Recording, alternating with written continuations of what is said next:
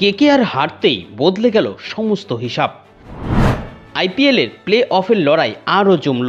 সুযোগ রয়েছে এই দুটি দলের কাছে। আইপিএল তথা টি-20 ক্রিকেটের ইতিহাসে সবচেয়ে বেশি রান তাড়া করে ম্যাচ জেতার রেকর্ড এবার নিজেদের নামে করে নিয়েছে পাঞ্জাব।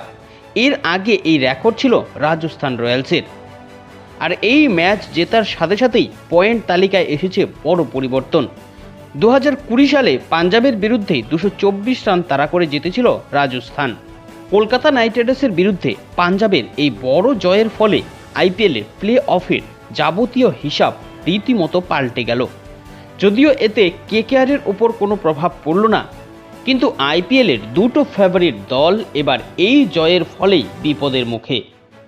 একই সাথে সাথে এবারের আইপিএলের প্লে অফে ওঠার জন্য নিজেদের রাস্তাটা খোলা রাখল পাঞ্জাব।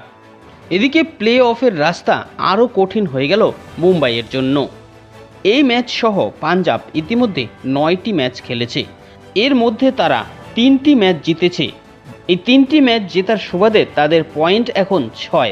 আর কালকের এই 2 পয়েন্ট অর্জন করার ফলে তারা পয়েন্ট তালিকায় 9 নম্বর থেকে 8 নম্বরে উঠে এসেছে। আর শুধু তাই নয়, বর্তমান এই পয়েন্ট তালিকা অনুসারেও প্লে অফে ওঠার জন্য পাঞ্জাব নিজেদের জায়গাটা খোলা রেখেছে। তবে এক্ষেত্রে পরবর্তী তাদের বাকি সমস্ত ম্যাচগুলো জিততে হবে। আর শুধু তাই নয়, তাকিয়ে থাকতে হবে অন্যান্য দলের পারফরমেন্সের উপর। এদিকে 8 ম্যাচে 14 পয়েন্ট নিয়ে পয়েন্ট তালিকার সবার উপরে এখন অবস্থান করছে রাজস্থান রয়্যালস এবং দ্বিতীয় নম্বরেই রয়েছে কেকেআর, তাদের পয়েন্ট 10।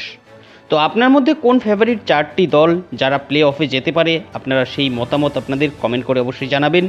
এরই সাথে সাথে আপনি যদি ইউটিউব থেকে আমাদের ভিডিওটি দেখছেন তাহলে চ্যানেলটি সাবস্ক্রাইব করে রাখবেন, আর ফেসবুক থেকে দেখলে পেজটি ফলো করে রাখতে ভুলবেন না।